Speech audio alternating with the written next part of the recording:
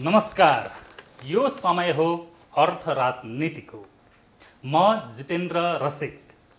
अर्थ राजनीतिमा मुलुकको अर्थतन्त्रसँगै आर्थिक सुशासनका कुरा र अर्थतन्त्रमा हुने हरेक किसिमका नीति वा अराजनीतिका सन्दर्भ केलाउँदै गर्दै आएका छौँ।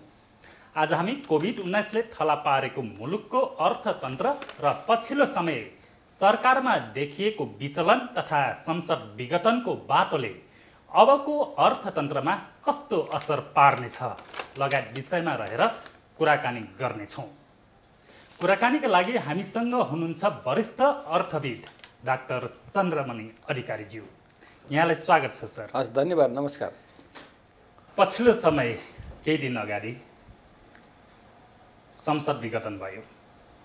तपाईको यो अर्थ क्षेत्रको चस्माले कसरी विश्लेषण गर्नुहुन्छ? अबको अर्थ राजनीति कहाँ जाला?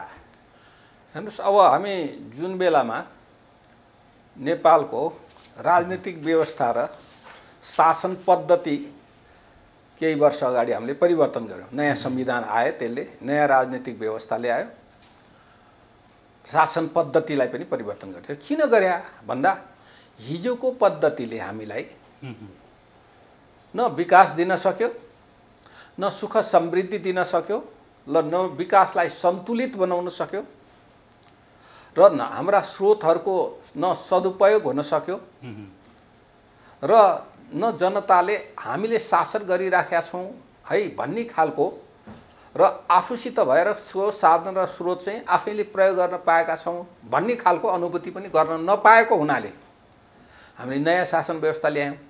नयाँ शासन व्यवस्था ल्याइसकेपछि जनतामा एक खालको अपेक्षा स्वाभाविक हो, बढेर जानु, र नयाँ व्यवस्थामा गइसकेपछि पनि हामी सङ्घीयताको कार्यान्वयनको सिलसिलामा गएको हुनाले अर्को सङ्क्रमण कालमा रह्यौँ। र यो कोभिड आउनुभन्दा अगाडि पनि हाम्रो अर्थतन्त्र सरदर 10 वर्षको हेऱ्यो भने 4% चान्सुनमा वृद्धि भइरहेको थियो। तर हाम्रो अपेक्षा के थियो? 8%। र सरकारले भनेका आय योजनाहरूमा औसत 8.5% को 9.6% को यसपालिको आर्थिक वृद्धि भनेर 15 योजनाले लेखेको हो। र जुन दलले शासन गर्यो त्यो दलले पनि घोषणापत्रमा के भने 5 वर्षमा त हामी 5 वर्षमा त हामी $5,000 पुर्याउँछौँ प्रति व्यक्ति आय। अब त यो अहिलेको सिनारियोले के देखायो भने अब त यो झुटको बाचा जस्तो देखियो क्या। अब जब संसद विघटन भइसकेपछि एक खालको राजनीतिमा एउटा तरलता छाएको छ। कोभिड-19ले मुलुकको अर्थतन्त्रलाई थला पारिसकेको अवस्था छ। यो समय ठिक थियो र? अब तपाईलाई त्यही कुरा, तपाईले अहिले अर्थशास्त्रीको चस्माले हेर्दाखेरि अहिलेको राजनीतिक परिघटना र संसद विघटन हुँदाखेरिको कुरा गर्नुभयो त्यही सिलसिलाको अलिकति पृष्ठभूमिमा, र त्यो दृष्टिकोणबाट हामीले यो कोभिड आउनुभन्दा अगाडि पनि हामीसित गरिबी कस्तो थियो भन्दा निरपेक्ष गरिबी भनेको आम्दानीमा आधारित गरिबी पनि 18-19%।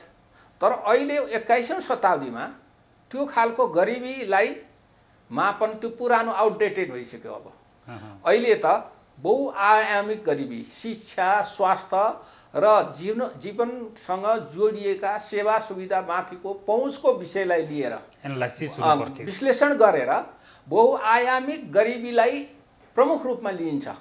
त्यसरी हेर्दा झन्डै 29% जनता गरिब रहेका र कतिपय प्रदेशमा त 51%, र तराई त्यो अन्नको भण्डार सबै कुराको सुविधा भएको ठाउँमा पनि 47% गरिब रहे भनेर हामीले यो अवस्थाबाट अगाडि बढ्नुपर्ने छ भन्दै कोभिडको अवस्था आयो। कोभिडको अवस्था आइसकेपछिको परिदृश्य हाम्रो अगाडि छ। करिब सरकारकै दस्तावेज हेर्ने भने 2 खर्ब रुपियाँको नोक्सान भएको भनिएको छ। कुल गार्हस्थ्य उत्पादनमा 1.68 अर्ब भनेको, र लाखौँ मान्छेले रोजगारी गुमाएको अवस्था, र त्यो गरिबीको रेखा मुनि रहे जुन मान्छे छ त्यसमा 5% जति अरू थपियो भन्ने अनुमान पनि भएको छ। र साना तथा घरेलु समेतका धेरै उद्योगहरू कति बन्द भएको अवस्था। यो अवस्थामा अब मान्छेको जीविकोपार्जन गर्न पनि गाह्रो भयो, ऋणमा डुब्ने भएको काम पनि गुम्यो।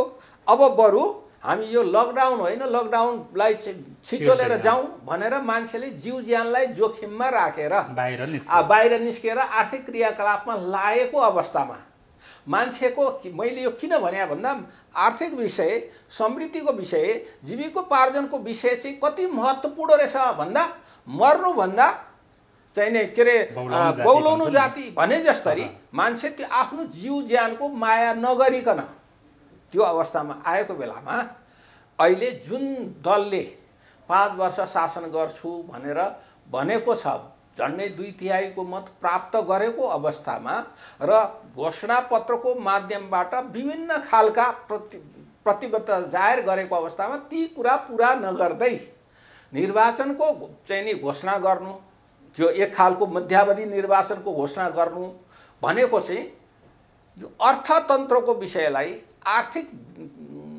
विषयलाई राज्य सञ्चालन गर्दाखेरि जुन गम्भीरतापूर्वक यो आर्थिक विषयलाई, अर्थतन्त्रलाई चाहिँ नि चलायमान बनाउनेलाई, गतिशील बनाउनेलाई, अर्थतन्त्रलाई आत्मनिर्भर बनाउने विषयलाई गौण रूपमा हेरिएको, त्यसलाई दिनुपर्ने जति महत्त्व नदिएको देखिन्छ राजनीतिक जनताले 5 वर्षको लागि म्यान्डेट दिएर पठाइसकेपछि अहिले जुन 3 वर्ष पुरा नहुँदै यो अवस्था आयो। यसले त अब फेरि पनि चुनाव भयो भने जनताले आर्थिक भार बेहोर्नु पर्ने अवस्था थियो। थप आर्थिक भार चाहिँ कसरी बेहोर्ने, अब त्यो अवस्था प्रश्न चाहिँ उठिरहेको छ। के तपाईले ठिक प्रश्न गर्नुभयो। तपाईलाई मैले सम्झाउँ, हाम्रो जस्तो देशले त्यसै त हामी यो संघीयतामा 3 तहकामा निर्वाचन गर्नु पर्यो। यो आफै पनि भारी भइरहेको आफै पनि यो संघीय व्यवस्था भनेको म त त्यसमा धेरै अध्ययन गरेको र मैले पटक पटक के भनेको संघीय व्यवस्था भनेको ठुलो मोटर किन्नु जस्तो हो, तर त्यो मोटरलाई सही ठाउँमा प्रयोग गरिएन भने खर्च चाहिँ बढ्छ, आम्दानी बढ्दैन है भनेर मैले पटक पटक भनिराखेको। त्यसकारणले गर्दा हामीले संघीयतामा प्रवेश गरिसकेपछि त्यसै हामीलाई साधन र स्रोत थप चाहिएको बेलामा अब निर्वाचनको लागि अर्को कुरा कोभिडले अर्थतन्त्र थला परेको, झन्डै 0 चाहिँ नि को वृद्धि दर हुने अवस्था सिर्जना भएको र सरकार आफैले मसित कोषमा पैसा छैन भनेर अनि त्यो संविधानले मौलिक हक अन्तर्गत चाहिँ आधारभूत स्वास्थ्य सेवामा पर्ने यो के अरे कोभिड-19 को परीक्षणको लागि पनि जनतालाई पैसा तिराएर आएको बेलामा किनभने हामीसित साधन र स्रोत त्यति छैन, हामी सक्दैनौँ भनेर भनिरहेको छ। सरकारको खर्चको हेऱ्यो भने अहिले पनि 10 अर्ब रुपियाँ घाटा देखिन्छ उसको आम्दानी र खर्चको बिचमा। एक त्यो। दोस्रो कुरा के छ भने तपाईको 2064 सालमा निर्वाचन हुँदा निर्वाचन आयोगले 5 अर्ब रुपियाँ खर्च गर्यो, बुझ्नु भएन? र त्यसै गरी सुरक्षा निकायमा गएर 3 अर्ब जति खर्च भएको छ। गर्दा त्यो बेलामा पनि सरकारी पक्षबाट अरू सन्दर्भमा अरू बजेट तानेर गर्देको 10 अर्ब खर्च भयो। अब 2070 मा आउँदाखेरि त्यो रकम 16 अर्ब खर्च भयो। 2074 मा आइपुग्दाखेरि निर्वाचन आयोगले 19 अर्ब खर्च गर्यो, सुरक्षा निकायमा गएको 9 अर्ब र अरू त्यो जोडिएर आउने अरू निकायले पनि त्यो बजेट तानेर आफ्ना कर्मचारी खटाउने आदि काम गर्दाखेरि र अनि त्यसलाई अप्रत्यक्ष रूपले खर्च गरे हेर्यो भने 35 अरबदेखि 40 अर्ब रुपियाँ चाहिँ सरकारी कोषबाट खर्च भएको छ। एउटा सरकारी कोषको कुरा। अब तपाईले विकासमा जाने, उत्पादनमा जाने साधन र स्रोत भनेको एउटा सरकारी कोषबाट जान्छ, अर्को निजी क्षेत्रबाट जान्छ। निजी क्षेत्रबाट भनेको जस्तो निर्वाचनमा उम्मेदवारले कति खर्च गर्छ। हाम्रो प्रणाली अहिले उम्मेदवारले जुन खर्च गर्छ 2074 यो अगाडिको स्थानीय तहको निर्वाचनमा एउटा सामान्य नगरपालिकाको अब जे होस् अबको यो निर्वाचन भयो भने यसले मुलुकको यो अर्थतन्त्र धान्न सक्दैन। हो, त्यहाँनेरि तपाईँले अहिले चाहिँ नि अब आवधिक हिसाबले निर्वाचन गर्ने भनेको प्लानिङ गरेर जुन अब 2-3 वर्ष पछि गर्ने भनेको त्यो एउटा पाटो भयो। त्यसले धेरै अस्थिरता निम्त्याउँदैन, त्यो नियमित हो। यसले चाहिँ एउटा कुएर के गर्छ भने आर्थिक साधनको जोह गर्न गाह्रो छ हामीलाई। र जुन आर्थिक साधन अहिले कोभिडको लागि अब नयाँ भ्याक्सिन आउँदैछ, संविधान अनुसार हरेक व्यक्तिलाई त्यो भ्याक्सिन चाहिँ निःशुल्क उपलब्ध गराउनुपर्छ। सरकार आफै भन्छ 60 अर्ब रुपियाँ लाग्छ त्यसलाई भन्छ। त्यसको तयारी हामीले गरिसकेका छैनौँ। अनि हामीले चाहिँ नि यो अब सबै क्षेत्र चाहिँ अस्तव्यस्त हुने देखिन्छ हैन। यो अवस्थामा अबको अर्थ क्षेत्र चाहिँ अलिकति सुरक्षित राख्नको लागि सरकारले त अब लगभग यो संसद विघटन गरिसकेपछि त्यहाँबाट आशा गर्न सक्ने देखिँदैन। अब यसको लागि समाधानका उपाय निकाल्नको लागि चाहिँ के सुझाव दिन सकिन्छ? होइन, यसमा अब मैले भने अब यो साधन र स्रोत चाहिँ सबै कता जाने भयो भन्दा प्रशासनिक खर्चमा जाने भयो, अनुत्पादनशील क्षेत्रमा जाने भयो। निर्वाचनलाई चाहिने सामान हामीले खरिद गर्छौँ, केमा आयातित गर्छौँ, त्यो त्यसले गर्दा आयात बढ्ने भयो। यसले मुद्रास्फीति बढाउँछ। अब अर्को चाहिँ के हुन्छ, पुँजी बजारमा अस्थिरता देखिन्छ। वैदेशिक लगानी त्यसै पनि तपाईँ गत सालभन्दा यसपालि घटेर आएको छ। खुद वैदेशिक लगानी भित्री निकम बढी छ। मुद्रास्फीति अलि नियन्त्रित जस्तो त देखिन्छ, तर खाद्य र पदार्थ भनेको खानेकुरामा जो चाहिँ गरिबहरूको सरोकार चाहिँ बजेट अधिकांश त्यहाँ खर्च हुन्छ, झन्डै चाहिँ 6% भन्दा माथिको चाहिँ मुद्रास्फीति अथवा मूल्य वृद्धि भएको छ। अब यी कुराहरूलाई ख्याल राख्नु पर्यो राज्यले। र अब सबभन्दा पहिला त यो सरकार अहिलेको भनेको चाहिँ संविधानले समाजवाद उन्मुख अर्थव्यवस्था भन्छ हैन। समाजवाद उन्मुख अर्थव्यवस्था भनेको समाजवादतर्फ हेर्ने अर्थव्यवस्था भन्छ।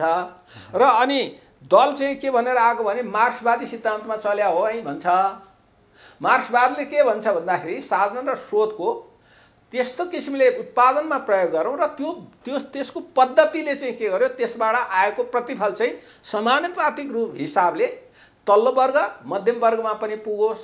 तर नेपालको हकमा यो तीनै कुरा चाहिँ यो मेल खाएको अवस्था छ। अब यो अहिले हाम्रो काम गराएको जुन शैली र झन् अहिलेको निर्वाचनमा घोषणा गरेको कुराले त यी कुराहरू भनेको चाहिँ देख्ने कुरा मात्रै भए, साहित्य अर्थ साहित्यको जस्तो क्या, लेख्नलाई रमाइलो लाग्ने तर व्यवहारमा नआउने भयो।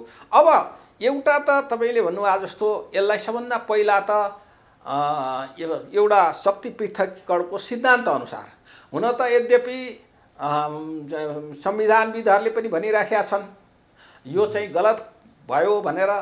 अब यसमा राजनीतिक बाटो अब यो हुनु भइसक्यो हैन। अब हामी जाउँ मुलुकको विकासको म त्यसैमा जान खोजेँ।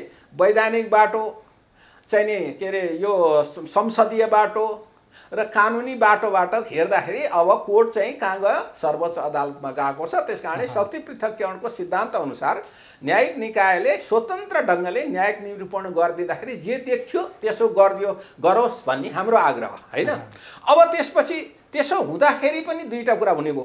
एउटा चाहिँ निर्वाचन हुने भयो अथवा नहुने भयो। हुने भयो भने पनि त्यसै खर्च बढ्ने भयो, त्यसले मुलुकलाई अस्थिरतातर्फ नै धकेल्ने भयो। नहुने भयो भने पनि यिनीहरूको दुई भाइको लडाइँले पुनर्स्थापना भयो भने पनि यहाँ अस्थिरता त हुने हो। यो अस्थिरताले के हुन्छ भन्दा तपाईँको मान्छे जुन दाता भनौँ न विकासका साझेदारहरू संस्थाहरू उनीहरूको विश्वास हामीसित रहेन, लगानीकर्ताहरूको विश्वास भएन, आम जनताको चाहिँ यो प्रणालीप्रतिको विश्वास घटेर जाने सम्भावना भयो। त्यसकारण यी कुराहरू मध्यनजर गरेर निर्वाचन गर्दा पनि अत्यन्त पारदर्शी ढङ्गले न्यून खर्चमा गर्ने पद्धति लागू गर्ने निर्वाचन आयोग, नेपाल सरकार र न्यायिक निकायहरू मिलेर त्यो काम गर्नु पर्यो यदि निर्वाचन हुन्छ भने। र निर्वाचन हुँदाको अवस्थामा पनि विकास निर्माणका कामहरूमा न्यून प्रभाव परोस् के सबै संयन्त्र त्यतापट्टि लाग्दिँदा के हुन्छ भने सरकारको पुँजीगत खर्च हुँदैन, सरकारको विकास खर्च हुँदैन। अब त्यस कारणले त्यो न्यूनतम प्रभाव परोस्। अर्को कुरा के हुन्छ भने जब तपाईँले निर्वाचनमा जानुहुन्छ अनि त्यति बेला प्रशासन यन्त्र एकातिर त निर्वाचनमा केन्द्रीकृत हुन्छ, अर्कोतिर प्रशासन यन्त्रको मनोविज्ञान के हुन्छ भने भोलि को मान्छे आउला सरकारमा आउँदै गर्दा त्यसपछि यिनीहरू त अहिले गए सुचारू रहेको विकासको अवस्था वा अरू कार्य पनि ठप्प हुने अवस्था ठप्प हुने देखिन्छ। अवस्था र त्यसकारण प्रशासनलाई चुस्त सुदृढ बनाउनलाई के गर्नुपर्छ त्यतापट्टि पनि हेर्नु पर्यो र वित्तीय अनुशासन चाहिँ कायम गरेर जानु पर्यो र भोलि मेरै दलले जित्नै पर्छ भन्ने भन्दा पनि पद्धतिमा हिँड्दाखेरि आर्थिक अनुशासन वित्तीय अनुशासन पालना गरेर सुशासन कायम गरेर हिँड्दाखेरि जसले जित्छ त्यो कुरालाई आत्मसात गरेर खेलको नियम पालना गरेर हिँड्ने काम राजनीतिक दलहरूले र सरकारमा बस्नेहरूले गर्नुपर्दछ। अब फेरि अलिकति यही परिघटनालाई जोडौँ। अबको अर्थतन्त्र सबल बनाउनु पर्ने बेला भर्खर विकासका बाटोहरू खुल्दै गएको बेला यो घटना ठिक थियो र? यो त म पनि एउटा कानुनको विद्यार्थी हुँ तर कानुनवेत्ता चाहिँ होइन। कानुनको विद्यार्थीको हैसियतले हेर्दाखेरि पनि मेरो सामान्य दिमागले हेर्दाखेरि पनि यो गर्नु उपयुक्त छैन। अहिलेको संविधानले त्यसलाई एलाउ नै गर्दैन।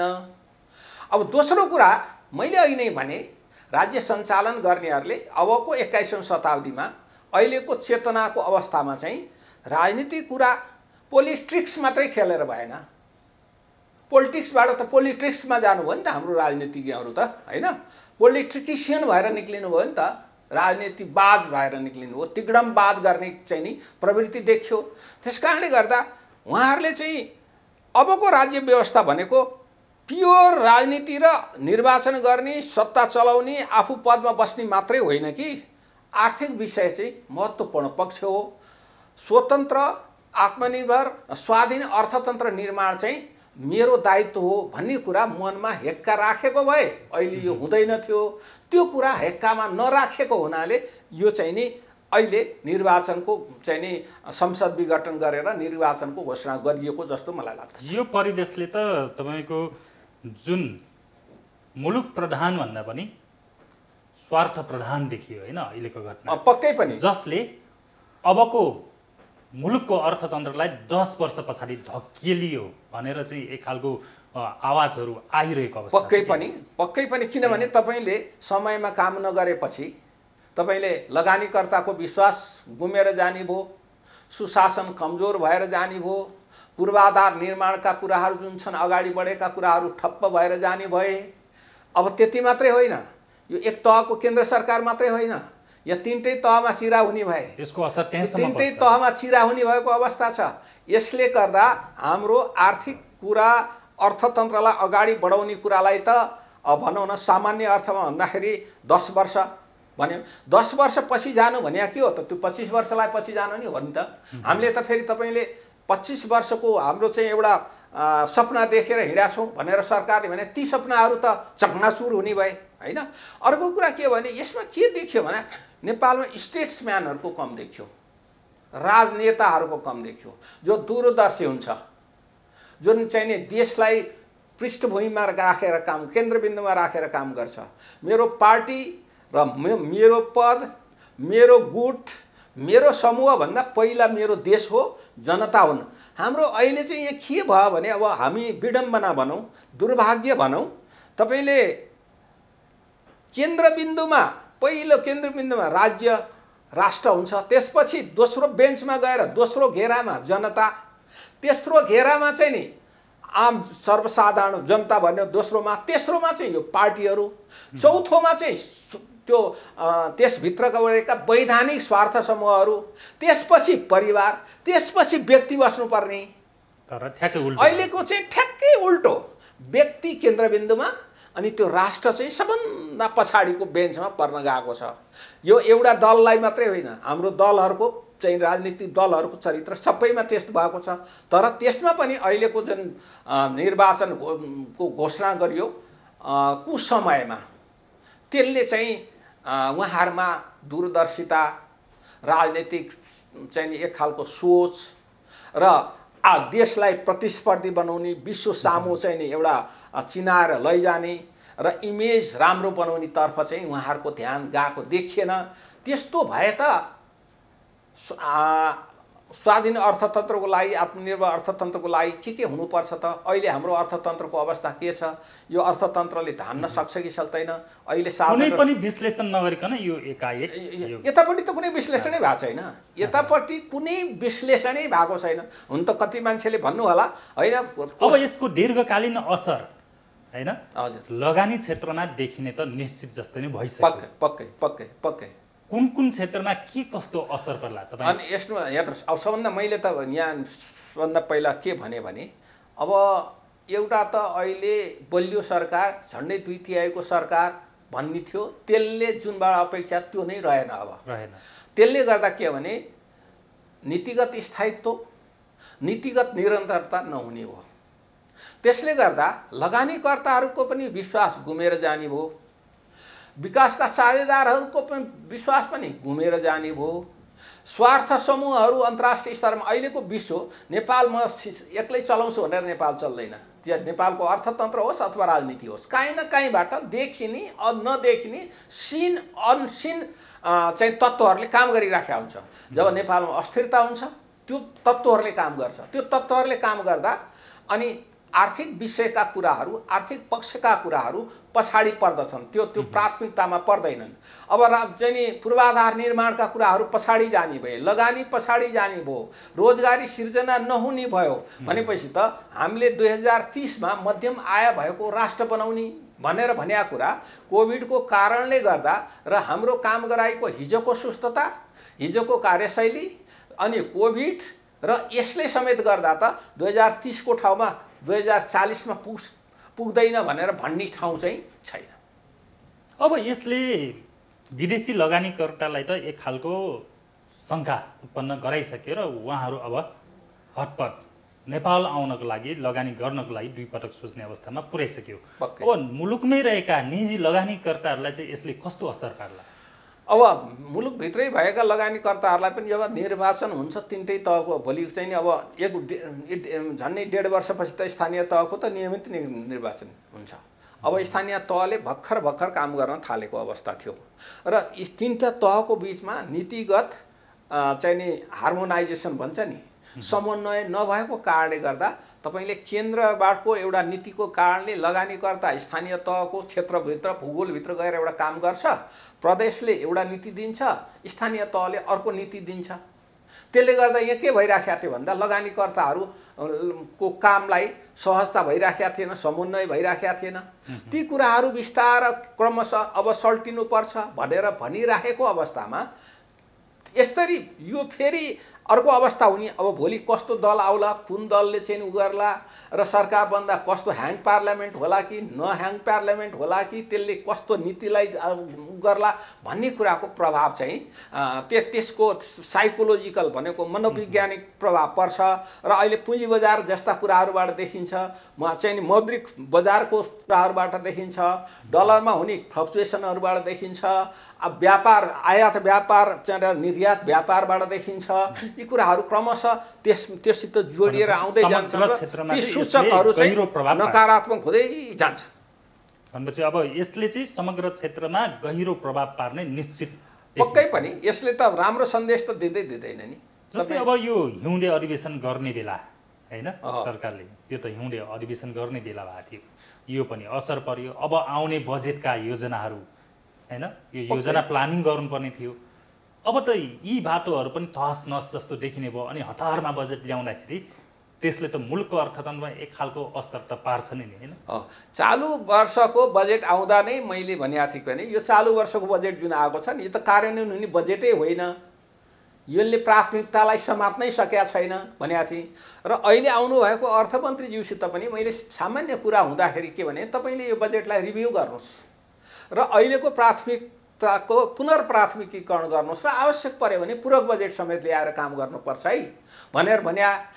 अब त त्यो बजेट सबै जोखिममा जाने भयो र अब अहिले यो सबै केन्द्रीकृत कहाँ हुन्छ, निर्वाचनमा हुन्छ। एक अर्को कुरा, तपाईँले अब संसदै नभएपछि स्थानीय तह र प्रदेशको लागि काम गर्नको लागि सङ्घीय कानुन बनाइदिनु पर्ने अवस्था छ उनीहरूलाई सहजीकरण गर्नको लागि। जब त्यो कानुनै अब बनेन भने चाहिँ फेरि त्यो त्यहाँ बाधा अवरोधहरू त रहि नै राख्ने भयो नि त एक। दोस्रो कुरा के छ भने, अहिले मैले भने अब जसरी पार्टी चिरा पर्यो भनौँ न, त्यसै गरी त्यो ठाउँमा हरेक ठाउँमा चिरा पर्छ। अब चिरा परेपछि हिजो चलेको जसरी पनि चल्दैनन् प्रदेश र स्थानीय तहहरू पनि। त्यसले गर्दा यसले अब संघीयता झन् खतरामा जाने भो भन्ने संघीयतामाथिको प्रश्न चिन्ह चाहिँ लाग्यो। त्यसमा पनि प्रथमतः अब संघीयता रह्यो भने पनि यसलाई पुनर्संरचना गर्नुपर्ने, यसको तहगत पुनर्संरचना पुनरावलोकन गर्नुपर्ने र प्रदेश नराख्ने हो कि भन्ने कुराहरू भोलि अब एकदम चाहिँ नि अलि जोडदार ढङ्गले ती कुराहरू उठ्छन्। हेर्नुहोस्, जोडदार उठ्छन् र यहाँले भन्नुभयो जस्तो या त संघीयतै नरहला, संघीयता रह्यो भने पनि अहिलेको स्वरूपमा नरहन सक्छ। अब के गर्नु पर्ला? यो अवस्था छ मुलुक हैन, एक खालको जानाजान हैन धराशायी अवस्थामा जाने गरी एउटा खाडलभित्र जाग्न लाग्यो भनेर सबैले भनिरहेको अवस्था छ कि अब योबाट जोगाउने हो भने अब के गर्न आवश्यक? अब यसमा जोगाउन अब एक पक्षले निर्वाचन घोषणा गर्यो, अब बाँकी पक्षहरू त्यो पक्षसँग पनि बस्यो भने विवेक प्रयोग गर्यो भने त अझ राम्रो हैन। नत्र भने बाँकी पक्षहरू जो छ राजनीतिक पक्षहरू अब त्यससित जानकारहरू सबैले के गर्नु पर्यो भने अब त्यो निर्वाचन हुन्छ भने त्यो निर्वाचनलाई व्यवस्थित कसरी गर्ने, निर्वाचन भएन संसद पुनर्स्थापित भयो भने पनि यसबाट अहिलेको परिस्थितिबाट उत्पन्न हुने प्रतिकूलताहरू, विकृतिहरू, विसङ्गतिहरू, समस्याहरू के हुन्छन्, के आउन सक्छन् भनेर त्यसलाई पहिचान गरे त्यसै अनुसार त्यो आफ्नो दललाई जोगाउने त छँदैछ, हरेक राजनीतिक दललाई जोगाउने त हुन्छ, दलले चलाउने शासन व्यवस्थामा। तर त्यो दलभित्रको चाहिँ स्वार्थभन्दा पनि व्यवस्था जोगाउने, अर्थव्यवस्था जोगाउने र यो प्रणालीलाई जोगाउने र जनतालाई जुन प्रतिबद्धता जाहेर गरेका सेवा सुविधा दिने सन्दर्भमा अलि फरक ढङ्गले सोचेर उहाँहरू एकताबद्ध भएर अगाडि बढ्नु पर्दछ। बढ्नुपर्ने हो, तर त्यो सम्भव छ?